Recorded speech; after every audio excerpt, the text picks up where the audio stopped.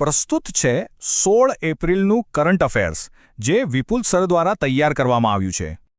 તો ચાલો આજે આપણે કયા કયા મુદ્દાઓ પર વાત કરીશું એના પર એક નજર નાખી લઈએ. સૌથી પહેલા રાજકીય ક્ષેત્રે શું ચાલી રહ્યું છે એ જોઈશું. પછી પર્યાવરણ અને ઇન્ફ્રાસ્ટ્રક્ચરના મોટા પ્રોજેક્ટ્સની વાત કરીશું. એ પછી અર્થતંત્ર અને ટેકનોલોજીના લેટેસ્ટ અપડેટ્સ જાણીશું. અને છેલ્લે સ્પોર્ટ્સની દુનિયાના કેટલાક રોમાંચક સમાચારો પણ છે. ચાલો તો પછી શરૂઆત કરીએ રાજકીય સમાચારોથી. રાષ્ટ્રીય અને આંતરરાષ્ટ્રીય સ્તરે નેતૃત્વમાં કેટલાક મહત્વના ફેરફારો થયા છે. ચાલો એના પર વિગતે નજર કરીએ. તો પહેલો સવાલ, પીટર મેગ્યોર કયા દેશના નવા વડાપ્રધાન તરીકે ચૂંટાયા છે? ઓપ્શન્સ છે A France, B Hungary, C Australia કે પછી ડી ઓસ્ટ્રિયા. વિચારો. તો સાચો જવાબ છે બી હંગેરી.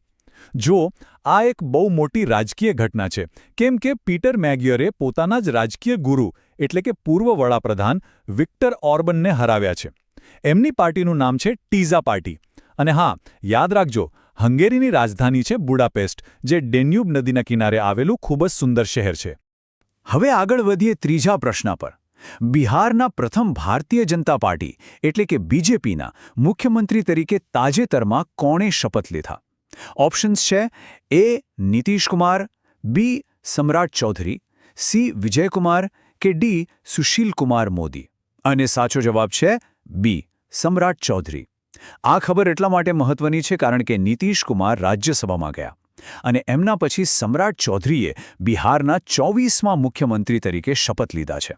અને સૌથી મોટી વાત એ છે કે તેઓ બિહારમાં ભારતીય જનતા પાર્ટીના પહેલા મુખ્યમંત્રી બન્યા છે.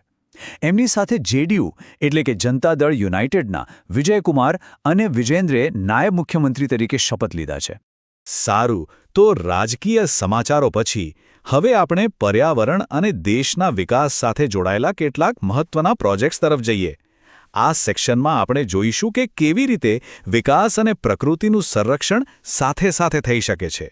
બીજો પ્રશ્ન, એશિયાના સૌથી લાંબા એલિવેટેડ વન્યજીવ કોરિડોરનું ઉદ્ઘાટન કયા નેશનલ પાર્કમાંથી પસાર થતા એક્સપ્રેસવે પર કરવામાં આવ્યું છે? ઓપ્શન્સ છે A Gir National Park, B Rajaji National Park, C Kaziranga National Park કે D Jim Corbett National Park. અને સાચો જવાબ છે બી રાજાજી નેશનલ પાર્ક. હમણાં જ વડાપ્રધાન દ્વારા દિલ્હી દહેરાદૂન એક્સપ્રેસવેનું ઉદ્ઘાટન કરવામાં આવ્યું અને આ કોરિડોર એનો જ એક ભાગ છે. ઉત્તરાખંડના રાજાજી નેશનલ પાર્ક પાસે આ 12 કિલોમીટર લાંબો એલિવેટેડ કોરિડોર બનાવવામાં આવ્યો છે. આ ખરેખર એન્જિનિયરિંગનો એક અદ્ભુત નમૂનો છે. એનાથી વિકાસ પણ થશે અને હાથી જેવા વન્યજીવો હાઈવે નીચેથી સુરક્ષિત રીતે પસાર પણ થઈ શકશે. છઠ્ઠો પ્રશ્ન છે, ભારત તાઇવાન ઔદ્યોગિક પાર્ક વિકસાવવા માટે કયા રાજ્ય સાથે એક મહત્વપૂર્ણ કરાર કરવામાં આવ્યા છે? ઓપ્શન્સ જોઈએ એ આંધ્રપ્રદેશ, બી મધ્યપ્રદેશ, સી તમિલનાડુ કે ડી ગુજરાત. અને સાચો જવાબ છે ડી ગુજરાત. આ એક ખૂબ જ મોટો કરાર છે જે ભારત અને તાઇવાનની એમજન્સ કંપનીઓ વચ્ચે થયો છે.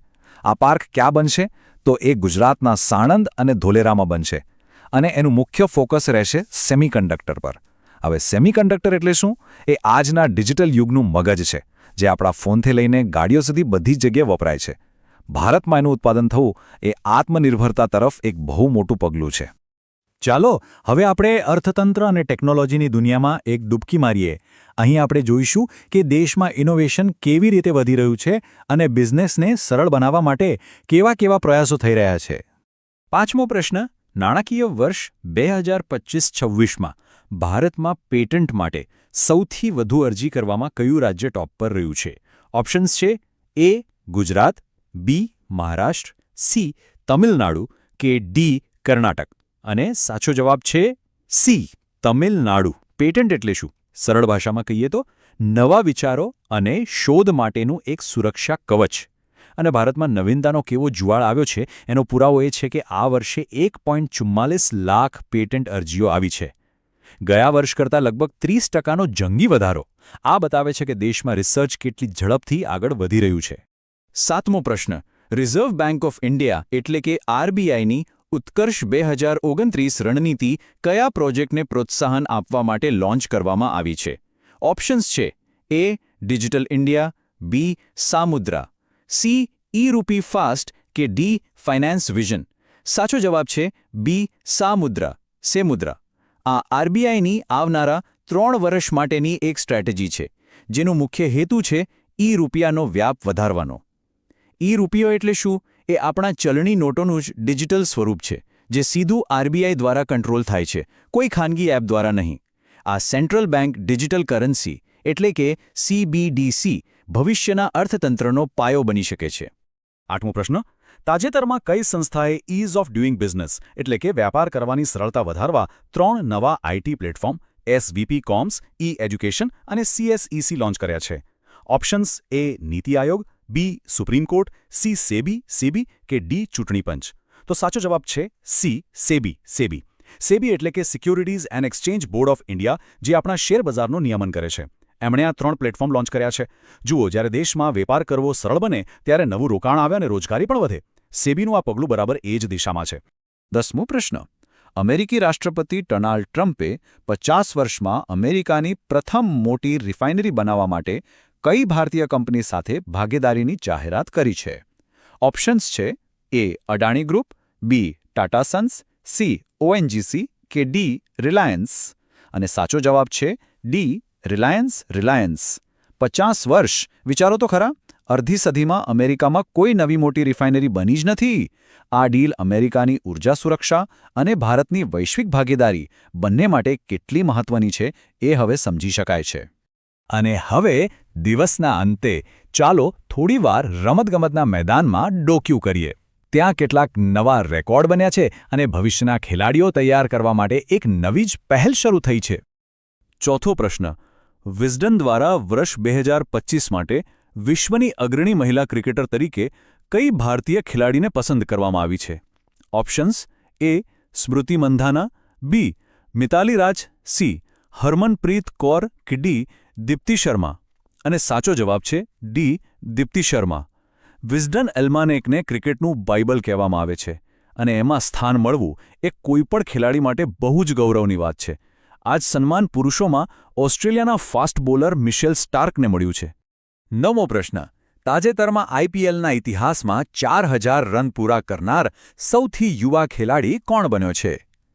ઓપ્શન્સ છે A Virat Kohli, B Rituraj Gaekwad, C Shubman Gill કે D ઋષભ પંત.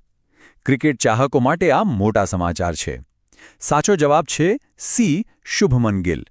ગુજરાતની ટીમ તરફથી રમતા આ યુવા ખેલાડીએ દિગ્ગજ વિરાટ કોહલીનો સૌથી નાની ઉંમરે 4000 રન બનાવવાનો રેકોર્ડ તોડી દીધો છે. અને હવે આજનો છેલ્લો 11મો પ્રશ્ન. ગ્રામીણ અને આદિવાસી વિસ્તારોના પ્રતિભાશાળી એથ્લીટ્સના DNA મેપિંગ માટે સ્પોર્ટ્સ જીનોમિક્સ પ્રોગ્રામ કયા રાજ્યમાં લોન્ચ કરવામાં આવ્યો છે? ઓપ્શન્સ A Punjab, B Haryana, C Gujarat કે D આસામ. સાચો જવાબ છે C ગુજરાત. આ કોઈ સાયન્સ ફિક્શન ફિલ્મની વાત નથી, આ ખરેખર થઈ રહ્યું છે. આ પ્રોગ્રામ હેઠળ એથ્લીટ્સના જીનોમ સિક્વન્સિંગ દ્વારા તેમની અંદરની શારીરિક ક્ષમતાઓ જાણી શકાશે. આનો મુખ્ય ઉદ્દેશ વર્ષ 2030માં અમદાવાદમાં યોજાનારી સંભવિત કોમનવેલ્થ ગેમ્સ માટે દેશના અંતરિયાળ વિસ્તારોમાંથી બેસ્ટ ટેલેન્ટને શોધીને તૈયાર કરવાનો છે.